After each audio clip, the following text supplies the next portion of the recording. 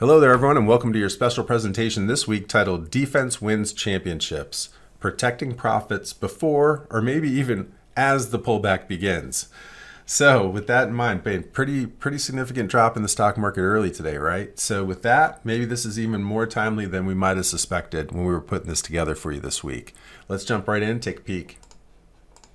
All right, so right now, guys, the market is flashing warning signs. So one of the beautiful things about VectorVest is what we like to call situational investing, right? And we spend a lot of time teaching this at seminars and events. And really, all you need is one key indicator to know what kind of market situation you're in. It's called the MTI, right? But there's other things that we can observe and some very important things that tell us that a new situation is afoot, and even triggers to let us know, hey, we got to take action on this new situation. So while we notice some of the symptoms right now, the VectorVest composite rate of ascent is slowing. It does not say market's going down, right? But the rate of ascent is certainly slowed significantly. Market breadth is beginning to narrow substantially again. You'll see that with our buy to sell ratio indicator. And MTI is back up at a very lofty level in the mid to high 1.5s. And so all of those things in combination indicate we need to conduct what's called a paradigm shift. If anybody's ever studied Stephen Covey, right? So a new way of thinking based upon current market pricing and market situation. We need to move away from offensive mindset of aggressive accumulation and even buying dips. I heard somebody on CNBC getting quizzed about that this morning. So is it okay for investors to go out and buy these dips? And I'm not going to give you their answer because what I'm going to show you is the answers in VectorVest, okay? We need to move from that to defensive mindset. Preservation of the beautiful accumulation of capital we've seen off of the lows. I know for many of us, okay? And what we need to do is work at reducing risk currently and realize markets will be low again at some point in the future. And that's where we go back to aggressive accumulation and buying of dips. Not while markets are high, while markets are low. And so the key shift is we need to move away from just every day attacking the stock market and looking for wins to focusing on not losing what we've got. That's the key. All right, so here are some ways that we can do that. We'll come back to these here in a sec. What I'm going to do is get us into VectorVest. Because right on the home page, right here at the top, it says the color guard is neutral. VectorVest does not advocate buying stocks at this time. That's a significant event and a bit of a change. We can see here on the color guard below, we've moved from a preponderance of green to a preponderance of what? Yellow, right? So you should be more and more cautious the more yellow you see.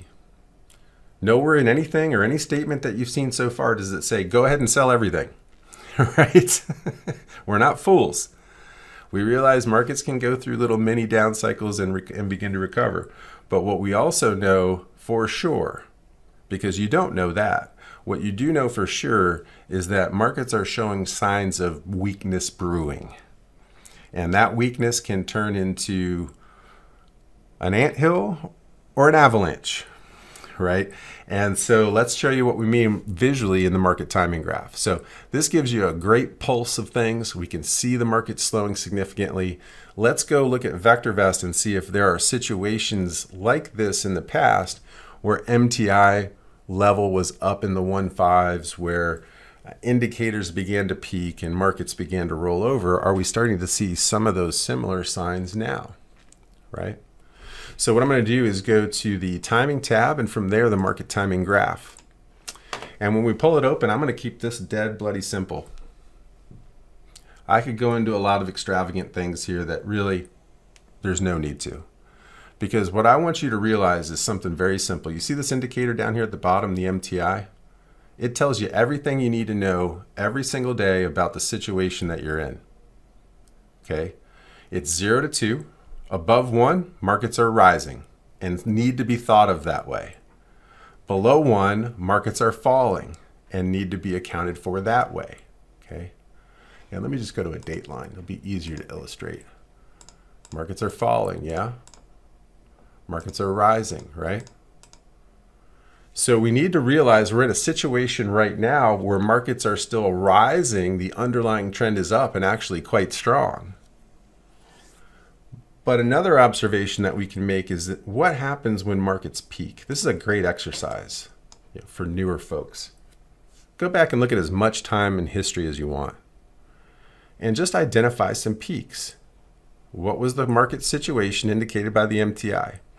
Is it at, near, or above 1.5? Notice I even said near, right? Because quite simply, folks, don't take everything literal. Take it as guidance and informational, useful data, okay? So the closer you get to 1.5, the closer you're getting to a situation where we're looking for a market top. And if you're even getting close to that situation, do you think you should be as aggressive as you were when we weren't considering that at all?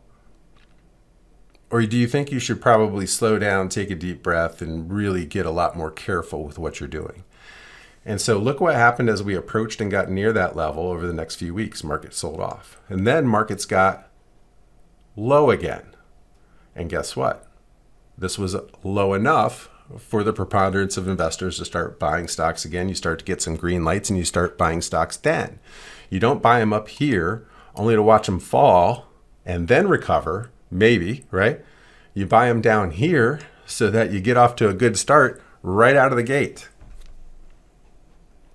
You don't believe that one? What happens when we got pretty elevated on the MTI again? There was some downside. So should we have been as aggressive up here even as we were down there? No, right?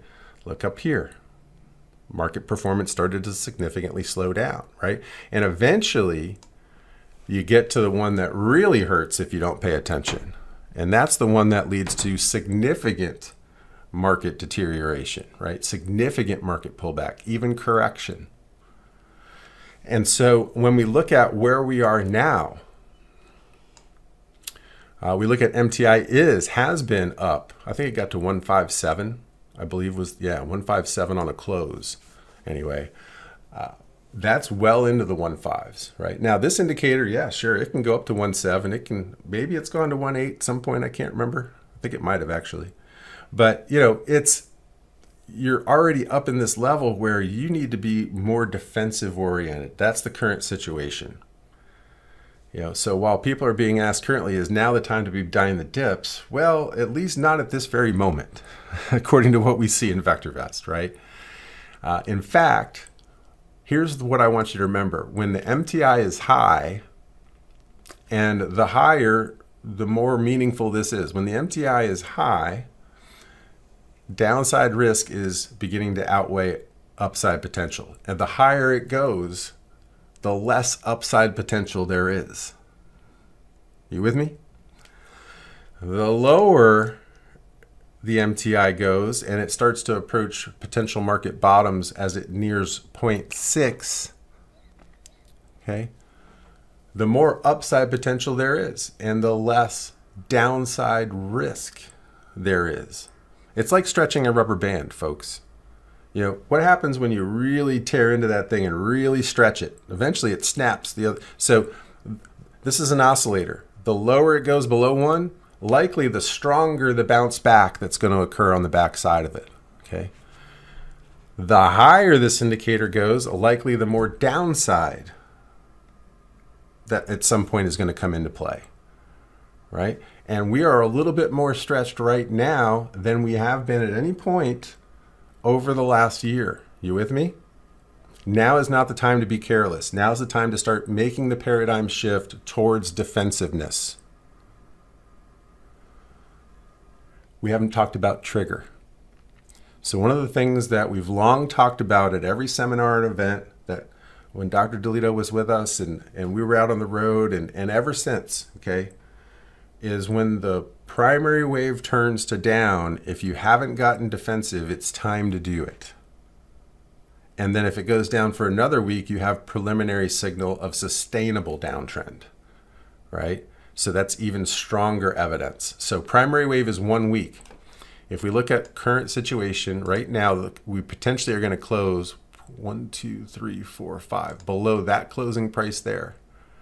right, of 71.26. If we do, the primary wave is down. That's earliest indication that the market may in fact truly be changing direction. And while we're in a toppy market environment, need to become defensive with follow through Monday. Okay? If you haven't done so already. You become even more defensive if it goes down for a second week, because then you have preliminary signal of sustainable downtrend. And you'll probably also be doing things like teetering with breaking support and things of that nature if you go down for another week, wouldn't you? Right? So it'd be far more significant at that point. So when we think about what kind of tactics make sense, given that this is the very earliest of indications, we don't sell everything. So I'll save the drama, right? What we do is stop replacing stocks when we sell something that hits a stop loss.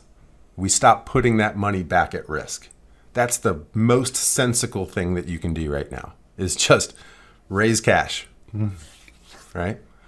Where you can, right? Obviously the legacy stock, McDonald's at $5, you don't ever sell that one. We're not a bunch of morons, okay? What we're talking about is certainly anything that you bought off this recent low, or anything that's at a sort of a nominal gain, right? You want to consider managing that position, and if you sell it, if it hits a stop loss, don't replace it. Don't put new money at risk, right? Until at least the primary wave turns back to up, and hopefully you got a green light, all that kind of stuff. Make sense? Right? And also, I would do that very slowly, because again, markets are high. So we want to really be favoring the protection side, the risk averse side, the not putting new money at risk side. We really want to put an emphasis on that. Okay. All right. Hopefully all of that's crystal clear. Let me quickly talk then about some of the things that we can do. We can tighten stops. So if we're using, if our strategy that we follow in VectorVest calls for a 20% stop loss, trailing stop or something, cut it in half. Use a 10, 15, do something. Do something to mitigate, because why let the stock come all the way down and lose even more if you can prevent it, right? So start tightening up. You're up more than 10% in the stock. You want to hang on to some gains. And the more you're up, the more, you want to make sure you lock some profits in. So a good rule of thumb is, under any condition, don't lose more than half of what you got if you're up 10% or more. Just don't do that. That's where the snowball begins. Oh, it's going to come back syndrome, Don't do that. Another thing you can do, I like to do this, and I've done it on several occasions, I'm happy to report at this point, is just sell half of what you've got, right? Trim the position down if you're up 100% or more, because now you can't even lose money. If you're up 100% on a stock, you cut half the shares out, you can't go below zero, even if it goes out of business. So the deal is, do something to mitigate against downside, right? You can raise cash by not replacing the stocks. We talked about that. And if you're lucky enough, you can use options, even on those legacy stocks or the entire portfolio. You can buy puts. You can sell covered calls right now. Actually, with just a primary wave down, sort of selling covered calls, this is the perfect situation typically. And then as we start to get more significant evidence, maybe preliminary signal of sustainable downtrend, then you want to be moving towards your long puts and maybe your collars to help finance those puts, right? You can hedge with contras. If you've got several really strong stocks in there, you're really trying to hang on, and for whatever reason they just keep hanging in there and keep showing signs of potentially going up. You don't sell those, right? But what you might do is get some of those options in play, or if you don't know how to do that, maybe some contra ETFs or something, just to ensure that the wheels don't come off that portfolio as you try to do that. That's not my favorite, you know what I mean? My favorite is tightening stops, raising cash, and if you're fortunate enough to know options, that can, selling credit spreads or using puts as defensive action is probably the best. So let's go look at what this means in VectorVest, just really quick. I don't want to spend a lot of time on this because I think everybody should understand that for the most part. But sometimes it's good just to see some visual confirmation. So let me see what I got in here. All right, let me go over to, actually, ruler stocks might work pretty well. So maybe this is the situation you're in. Boy, beautiful track record. You know, you're doing well with VectorVest, and you had a pretty good run up off that lows, and we're starting to get into a profitable 2025. Okay, it kind of sold off before we got into 2025. So, you know, you're up where a lot of people are struggling this year, but you don't want to see that slip away. Okay, so we got some stocks that are up 10% or more, right? So rule number one, let's not lose more than half of that. That's kind of the rule of rules. Okay, and then there's some ways that we can go about trying to make sure that that happens. Anything that's down, right? If we come out here to the right, what's our general stop is 15. Well, guess what's going to happen if this market turns over and significantly goes down? Guess what's going to happen to this one that is, that is only off 5.7% right now? What's going to happen to the one that's off 4? What's going to happen to the one that's off 2? What's going to happen to the one that's up 8? You get my drift? Right? So what we can do, let's just graph them up. I mean, if you just want to stick to the plan stand, that's fine. You just might have some more significant drawdown in your portfolio than you might need to, okay? Maybe just do something as simple as put a 20-period moving average on there. It generally works pretty well. Now, this is a gold stock here. Under this current situation with elevating tensions and so forth, gold might actually do pretty well again. Although gold, last I looked, is right at resistance, right around 3,400, right? 3440, I think is 3444, I think is the peak. You know, so if that peak breaks, boy, gold might go on a run. And a lot of these miners have made a lot of good money accordingly. And so if there was any kind of stock that I'd be interested in right now, it might be petroleum or gold. Probably don't want to get too cute with this one. Maybe just use a 20 as a guide. Generally, it's going to be accommodative for upward price moves in the stock. Okay. You can see it's also worked really well with situations like Broadcom. You know, generally speaking, when you're below the 20, things weren't good. When you're above the 20, things are pretty good. So you might just use something like that. Okay. Another thing you can do is just use the most recent lows. You know, so here was a swing low on AXON. So it really doesn't matter what the tactic you decide on. The most important thing is don't let your winners turn into losers, and don't lose more than half of what you got. You know, that's the main thing. You can do that by tightening up your percentages. You know, you can do that in a whole host of different ways. But whether it's tightening your percentages, reducing exposure by selling some shares, whether it's getting rid of some of the ones that have already hit hold recommendations before they become sells, do something. Let your winners try to run. Nobody's telling you sell everything right now. What we're telling you is now's the time not to be cute. Now's the time to be thinking about reducing exposure, managing risk. And so hopefully this makes sense for you guys.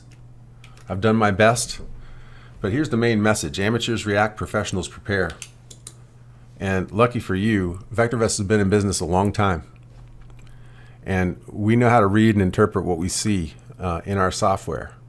And the one thing that I know for sure is that right now it's the time to prepare. Prepare for the worst, hope for the best. This market starts to rally, recover, starts to make a new high off over the most recent swing high. We'll be back to buying stocks again. You know, but what if it goes the other way? What if this is the entree to a significant market sell-off? And the thing is, you don't know. What we do know is that markets are high. They're not low. Now's the time to prepare. We'll see you soon. Good luck out there, guys. Look at your portfolios. Don't let your hard-earned profits slip away. Use those tactics we talked about in here and realize you're in a toppy market environment. We'll see you soon, guys. Good luck.